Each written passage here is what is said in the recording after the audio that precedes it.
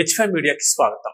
వనమహోత్సవం కార్యక్రమం ద్వారా జిల్లాలో నాటిన ప్రతి మొక్క సంరక్షణకు ప్రణాళికాబద్ధంగా చర్యలు తీసుకోవాలని, మొక్కల పెంపకం సంరక్షణలో నాణ్యత పెరగాలని రాష్ట్ర పంచాయతీరాజ్ గ్రామీణాభివృద్ధి స్త్రీ శిశు సంక్షేమ శాఖ మంత్రి ధనసరి సీతక్క అనసూయ అన్నారు.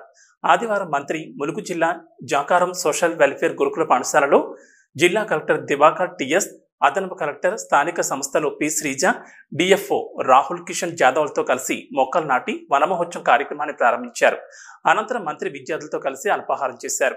మంత్రి, జిల్లా కలెక్టర్ విద్యార్థులతో కలిసి భోజనం చేయడంతో విద్యార్థులు ఆనందం వ్యక్తం చేశారు. ఈ సందర్భంగా మంత్రి పర్యావరణ సమతుల్యత, మొక్కల పెంపకం, పచ్చదనం ప్రాముఖ్యత విద్యా దశ నుంచే పిల్లలకు తెలియజేయాలనే ఉద్దేశంతో పాఠశాల వద్ద వనమహోత్సవం కార్యక్రమాన్ని ప్రారంభిస్తున్నామని అన్నారు. ప్రభుత్వం చేపట్టే ప్రతి కార్యక్రమాన్ని అధికారులు జవాబుదారీతనంతో పూర్తి చేయాలని మంత్రి సూచించారు. మొక్కల పెంపకం చాలా మంచి ఆలోచనని, మొక్కల పెంపకం ద్వారా అనేక లాభాలుంటాయని తెలిపారు. ఆలోచన బాగా ఉన్నా ఆచరణ సరిగ్గా లేకపోతే ఆశించిన ఫలితాలు దక్కవని, పటిష్ట కార్యాచరణతో వనమహోత్సవం కార్యక్రమాన్ని విజయవంతం చేయాల్సిన బాధ్యత మనందరిపైన ఉందన్నారు. అనంతరం గోవిందరావుపేట మండలంలోని లక్కవరం చెరువు మత్తడిని పరిశీలించి తూము మత్తడి లీకేజీలు లేకుండా మరమ్మతులు చేపట్టడం జరిగిందని, రైతులకు 2 పంటలకు సాగునీరు అందించేందుకు కృషి చేస్తామని మంత్రి సీతక్క అన్నారు. ఈ కార్యక్రమంలో అధికారులు, కాంగ్రెస్ పార్టీ నాయకులు, కార్యకర్తలు పాల్గొన్నారు.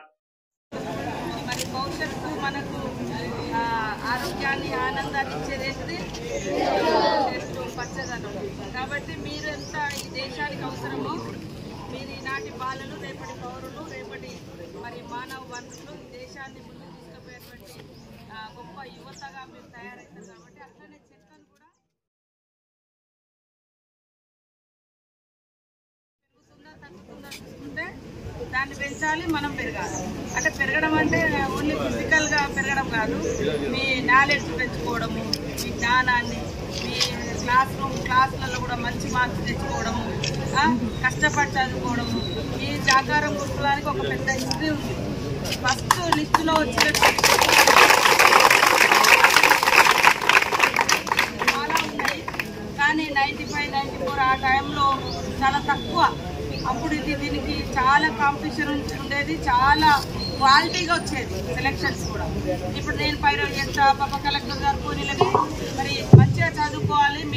మీ స్కూల్లో చదువుకున్న వాళ్ళు, మీ గురుకులాల్లో చదువుకున్నటువంటి వాళ్ళు చాలామంది మరి కలెక్టర్స్గా లేదా ఐఏఎస్, ఐపీఎస్ ఇట్లా వివిధ హోదాలలో కూడా ఉన్నారు. వారి యొక్క స్టోరీస్ను కూడా ప్రిన్సిపల్ గారు తీసుకొని ఇక్కడ